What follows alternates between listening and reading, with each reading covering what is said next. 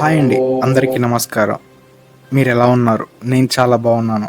వినాయకుని మహిమ అనిర్వచనీయం. ఆయన పేరు వినగానే విఘ్నాలు తొలగిపోతాయి, విజయ ద్వారాలు తెరుచుకుంటాయి. కానీ మనం ప్రతిరోజు ఆరాధించే గణపతి గారి వెనుక ఎంతటి విశేషమైన కథలు ఉన్నాయో మీకు తెలుసా? ఆయన పుట్టుక నుంచి ఏనుగు తెల ఎలా వచ్చిందో, ఏకదంతుడు ఎందుకు అయ్యాడో, ఎందుకు మోదకాలు ఇష్టమో ప్రతి కథలో ఒక లోతైన సందేశం దాగి ఉంది. ఈ సిరీస్లో మనం ఆ 11 అద్భుతమైన గణేశుడి కథనాలను విన్నాం. ప్రతి ఎపిసోడ్ ఒక కొత్త పాఠాన్ని, ఒక కొత్త ప్రేరణను ఇస్తుంది. మరి ఆలస్యం లేకుండా వినాయకుని విశేషాలను తెలుసుకుందామా?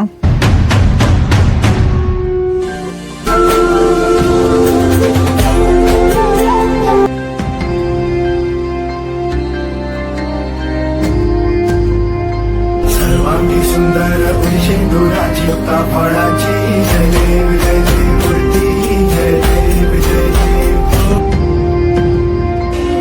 जी ग्रंथ तो मैं आपका लिख दूंगा, लेकिन एक शर्त है.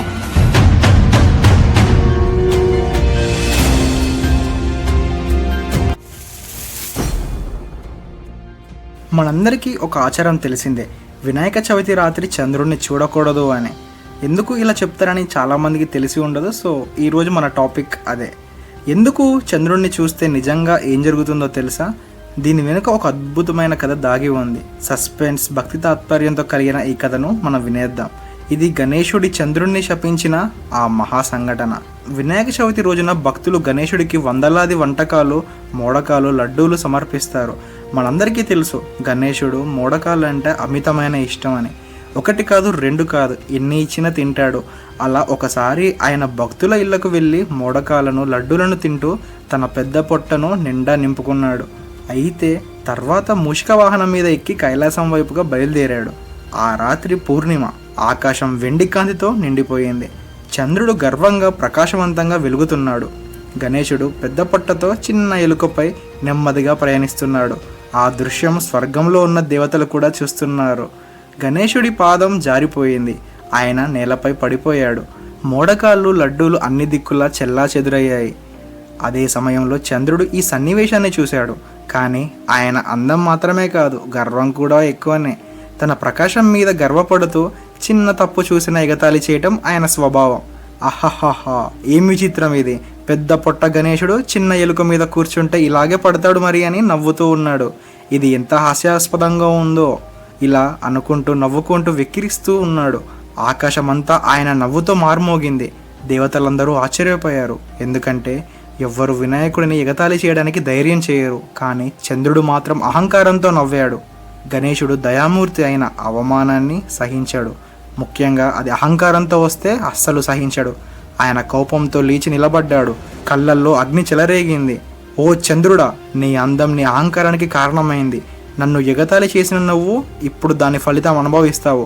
ఇప్పటి నుండి నిన్ను చూసిన వారు అపవాదాలు పాలవుతారు. నీ దృష్టి వారికి కష్టాలు తెస్తుంది అని శపించాడు. ఇలా గణేశుడు శపించిన తర్వాత ఆ శాపం ఆకాశంలో ప్రతిధ్వనించింది. చంద్రుడి ప్రకాశం ఒక్కసారిగా తగ్గిపోయింది. చంద్రుడు వణికిపోయాడు. ఆయన అందం, ప్రకాశం అన్నీ క్షీణించసాగాయి. దేవతలందరూ ఆందోళన చెందారు.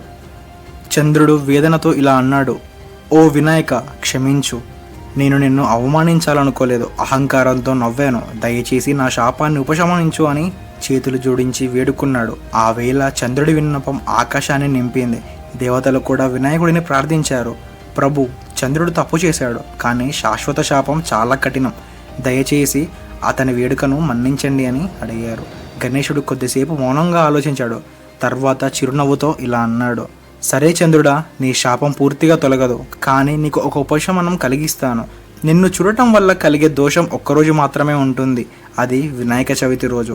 ఆ రోజు రాత్రి ఎవరు నిన్ను చూస్తారో వారికి అపవాదాలు, అవమానాలు వస్తాయి. కాను వారు వెంటనే శ్రీకృష్ణ సత్యం కథ వింటే ఆ దోషం తొలగిపోతుంది అని అన్నాడు. గణేశుడి దయతో చంద్రుడు మళ్ళీ కాంతివంతుడయ్యాడు. కానీ ఆ రోజు నుంచి ఒక ఆచారం ఏర్పడింది. వినాయక చవితి రాత్రి చంద్రుడిని చూడకూడదు అని. ఈ విధంగా భూమిలో ఒక ఆచారం మొదలైంది. వినాయక చవితి రోజున చంద్రుడిని చూడకూడదని, చూసిన శ్రీకృష్ణ సత్యం కథ వింటే దోషం తొలగిపోతుంది అని. ఇది వినాయకుడి వాక్కు. ఆయన మాట ఎప్పుడూ అచలం. ఈ కథ మనకి ఒక గొప్ప పాఠాన్ని నేర్పుతుంది. అందం, బలం, ప్రతిభ అన్నీ దేవుడి వరాలు. వాటి మీద అహంకారం పెంచుకుంటే అదే మన పతనానికి కారణమవుతుంది. వినయమే నిజమైన అందం. అహంకారాన్ని వదిలి భక్తి, జ్ఞానం, వినయంతో జీవిస్తే గణేశుడి కటాక్షం ఎప్పుడూ మన మీద ఉంటుంది. ఇలా వినాయకుడు చంద్రుడి అహంకారాన్ని తొలగించాడు. అందుకే వినాయక చవితి రాత్రి చంద్రుడిని చూడకూడదు అని పెద్దలు చెబుతారు. గణేశుడి ఆశీర్వాదం ఉంటే మన జీవితంలోనూ అహంకారం తొలగి క్షేమం, లాభం కలుగుతాయి. ఓం గణపతే నమః. గణపతి బప్ప మోరియా. మనం అందరం వినే ఉంటాం, చిన్నప్పుడు వినాయక చవితి రోజున చంద్రుని చూడకూడదని, చూసామంటే అపవాదాలు, అవమానాలు వస్తాయని. కానీ మీరు ఎప్పుడైనా ఆలోచించారా, ఈ శాపం ప్రభావం సాక్షాత్తు శ్రీకృష్ణుడిని కూడా చలింపజేసింది. ఆ రోజు ద్వారక మొత్తం కదిలిపోయింది. శ్రీకృష్ణుడిపై తప్పుడు అపవాదం, అవమానాలు, నిందలు చాలా పడ్డాయి. అదే శమంతకం అని కథ. ఆ కథని వచ్చే వీడియోలో తెలుసుకుందాం. సబ్స్క్రైబ్ చేసి పెట్టుకోండి. Don't miss it.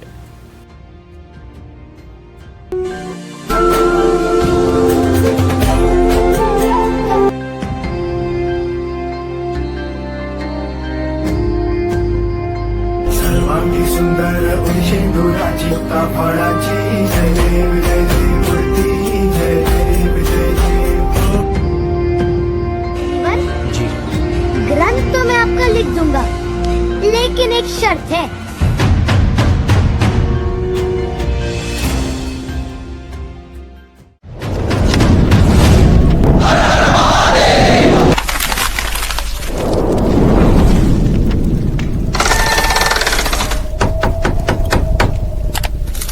Thanks for watching. Do subscribe. సర్వం శివం జగత్.